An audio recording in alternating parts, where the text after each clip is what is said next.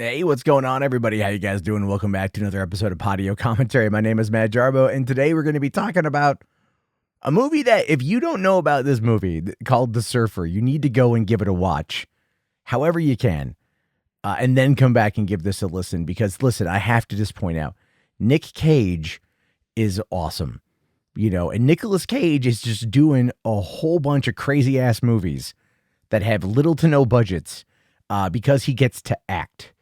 And when he gets to act and he gets to kind of go completely unchained, it is quite the sight to behold. The Surfer is a movie that came out last year, premiered in May of 2024 at Cannes, and then it didn't even hit theaters until this year, just back in May, back in Ireland and Australia, and I think even locally here in the States. But it didn't gross a lot of money, only like 2.1 million according to the Wikipedia page on it. So this movie is one that they did kind of put in some festivals. I mean, Cannes is big, and it did end up, doing a little bit in theaters. But largely, this is one that is going to kind of be relegated to streaming. Or maybe you'll find a copy of it at Walmart or whatever, or someplace, and you'll be like, oh yeah, this is a Nick Cage movie. But this is a really, really good Nick Cage movie. Okay. So it is directed by Lorcan Finnegan, who has done a couple of things. He directed a movie called The Vivarium in 2019 that had Imogen Poots and Jesse Eisenberg. And then he did one called Nokable, whatever. It's got Ava Green and Mark Strong on that one. And this guy is definitely, I think, on his way to really kind of getting a big enough budget and a good enough script that's going to put him on the map for thrillers, because this movie has a vibe to it, right? I don't want to quite go out there and say like David Lynchian, but it's got that kind of vibe, right? It's almost got the unreliable narrator vibe. It's got the quick cuts to things that you don't quite know if they're happening in real time, if they're flashbacks, if they're flash forwards, if it is a premonition, if it's a nightmare. Like, you don't necessarily know. And that just kind of leads the idea of the film, which is really all about Nick Cage slowly descending into madness over the course of a week, all because he wants to go surfing on a local beach and then buy his grandpa's old house. Now, that actually does kind of relate to me a little bit. My grandparents built a house at the coast when I was younger, like the early 90s. And they sold it right before my grandmother passed away. And the house, as far as I understand it, is just kind of sitting there. It has an owner, but if I want to buy it back, it's going to cost me like $661,000. Believe me, I'm fully aware of the cost and the kind of, idea that it won't actually happen. So that's why this movie kind of resonates with me, right? So here's the idea. So Nick Cage plays a man simply known as the Surfer. He has no name. He takes his son in a nice new Lexus to the beautiful Luna Bay, which is a place where he grew up in Australia. And he wants to take his son out on the water, and he wants to show him up on the hillside and go, see that house up there? That's the house I grew up in. And that is the house that I am buying for us. It's going to be perfect, right? Everything he wants, get it back. Because he's also got a situation where him and his wife, they've broken up. She's pregnant with her new man's child. They want to get married. But the Surfer, who is holding on to every aspect of his identity, despite how toxic it might be, and detrimental to him it might be, he won't, let that go. So they try to go surf, and they can't, because they are stopped by the local boys, the Bay Boys, these surfing localists that are led by a guy named Scally, played here by Julian McMahon, with like these ultra white teeth. It's really funny. And this guy's kind of like a self-styled like guru that wants to just like protect the beach from non-residents. He wants to keep the riffraff out. And so everyone's aware of it, right? The boys will be boys sort of thing. And no one seems to want to push back against this kind of localism and everything else. And apparently, Thomas Martin, who wrote the screenplay for this, based the Bay Boys off of an actual surfer gang called the Lunada Bay Boys, which are a surfer gang from Palos Verdes Estes, California, or States, California, known for their local aggressivism. Their aggressive localism. And in 2016, Newsweek called the Lunada Bay Boys America's most notorious surf gang. So why not make a damn movie about it and set it in Australia and film it there? Why not? Like, right? So that's what they did here. And so the whole time they're down on the beach, like they're getting kind of like, pushed back by these guys. And Nick Cage, again, he's stubborn. And you can kind of tell this is a stubbornness that's in him. He wants to show his son the house. He wants to surf on this beach where he did when he was a kid. He wants his son to partake in the Shark Tooth tournament, and like have it be like a thing. And this is what he really, really, really wants to do. And so as these guys are pushing back on him, he doesn't go away. But then things start to just kind of fall apart. He's told by, his broker that there's another buyer, and that the buyer is going to spend more money, and he's got to come up with an extra 100,000 in order to be able to do that. Well, as he's trying to like find the money to do that, like the Bay Boys come up, they steal his surfboard. He calls the cops. The cops do nothing. The Bay Boys steal his car, his shirt or his jacket, his clothes, his wallet, his shoes. They all get stolen. So he doesn't have any food. He doesn't have any money because his cell phone dies. And then that gets stolen. And every day, it's almost like something keeps happening to him that is just pushing him further and further and further towards what could only be this inevitable explosion. And that's something that ends up getting talked about quite a bit in the movie. Like what it's going to take for a man to be pushed to his limits and then come out basically blasting. Well, and this is where he meets like the bum. And the bum is another guy who's there who is looking for his dog. And that guy thinks that, Scally and the other Bay Boys killed his dog because his son also was part of that group. And his son turned to drugs supposedly. And then his son ended up dying as a result of that. And so he doesn't blame them directly for killing his son, but he does blame them directly for killing his dog. Which is odd because he doesn't have all the information, but he's also not relying on that. Like you can tell he kind of like moved past the idea of his son and then is focusing more on the dog thing. But he says like, he starts talking about how like, something's going to push me over the edge. And then at one point, Nick Cage observes him putting this package, hiding it away at the bathroom at the, parking lot above the beach. And he goes and he checks it out and he finds that it's a gun, and it works, but he puts it back. He doesn't want to, he doesn't want to use it, but at the same time, like it just keeps getting worse and worse and worse and worse for him. And at one point, like he ends up like running from these guys and he hides in the forest and he ends up passing out. And when he wakes up, there's like a crack pipe and a used condom, like right next to his head. And I thought that was really interesting because it's like the idea there is that those guys are meant to keep the riff-raff out. I mean, sure, they use drugs and I'm pretty sure they, fuck a lot and use condoms. But I just thought that was really odd that was like the crack pipe and the condom. I mean, yeah, I've been to the beach. I've been to some bad beaches. I've seen some stuff. Okay. But that to me was kind of a weird one.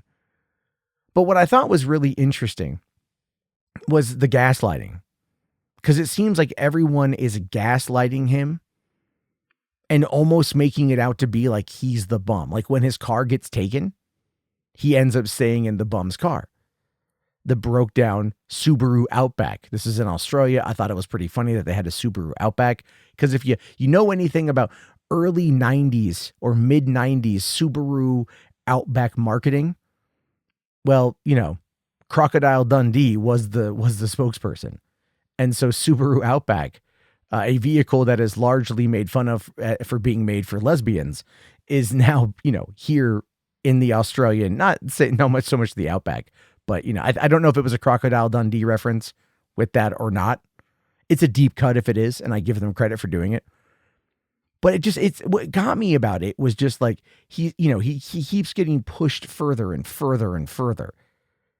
And at one point, Scally comes up to him and offers him like watermelon and burgers and a beer. He's like, take the food and fuck off. Don't come back.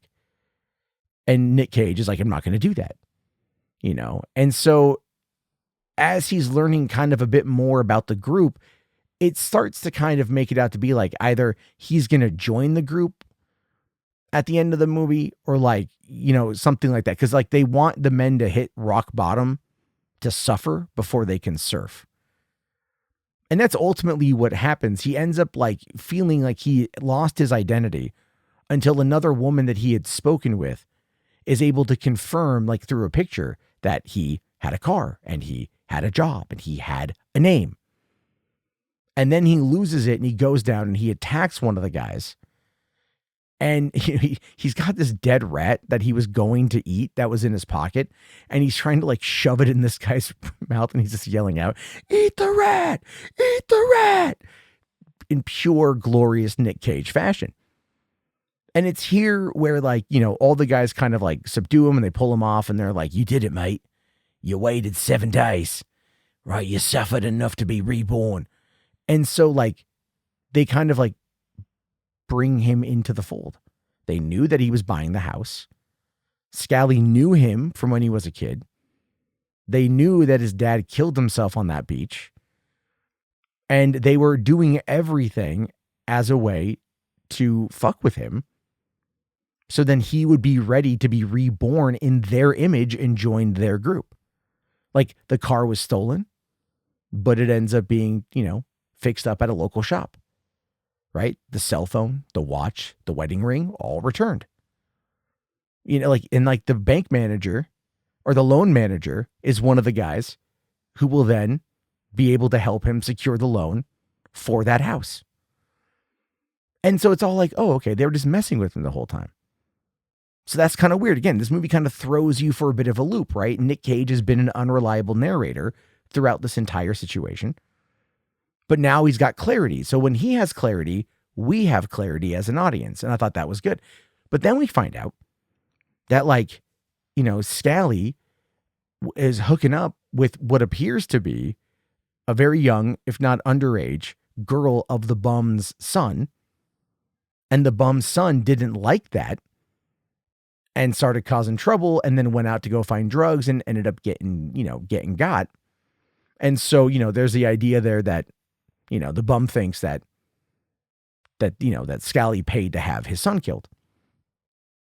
And then the last thing they want Cage to do, the surfer to do, is to go and burn the bum's car as the last thing of everyone's complicit in these crimes sort of thing. The idea there of you're going to do it. We're all going to do it. It's like the Empire from Star Wars. The Empire makes you complicit in order to be able to use you. And that's kind of what's happening here. Well, Nick Cage lights it on fire and he's kind of all right, yeah. Then his son shows up and his son's like, Dad, what are you doing? And he's trying to explain to his kid and everything else. And then the bum sees the car on fire, screams out, yells out, shouts. That's it. That's the last little bit. But he's holding the bag with the gun. We know it as the audience. So they go down to the beach. Nick Cage tries to, cut him off.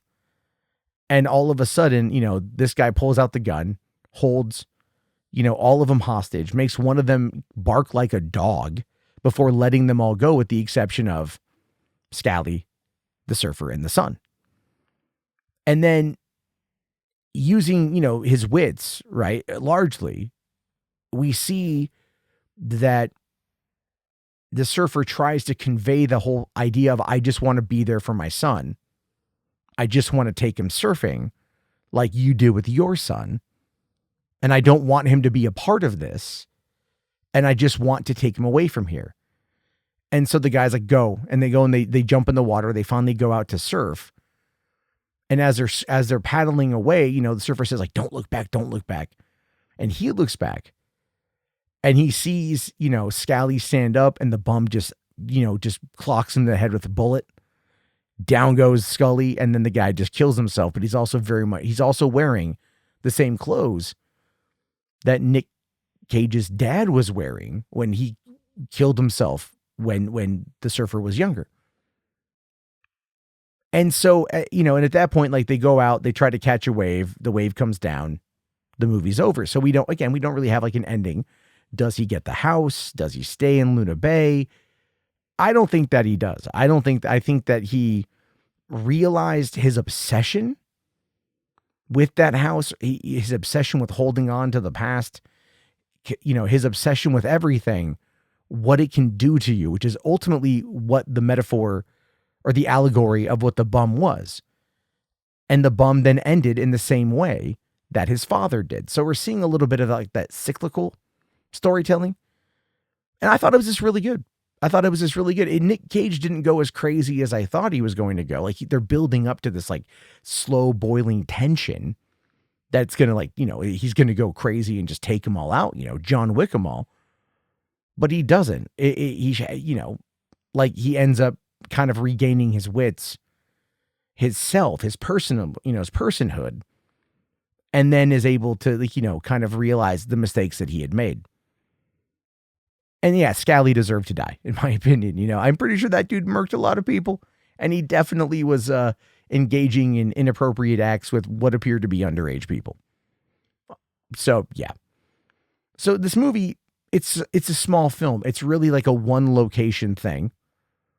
Over the course of a week, we just start to see Nick Cage fall apart. But it's really well done. And it is really worth it to check out if you guys get the opportunity. Right now, I don't think it's streaming anywhere. You can get the digital version of it. And I don't know if it's going to hit, like home video or whatever, but I do recommend it. Keep an eye out for Lorcan Finnegan, what he's going to be doing next, because he really did bring a lot to this. And I felt that was, it was really good.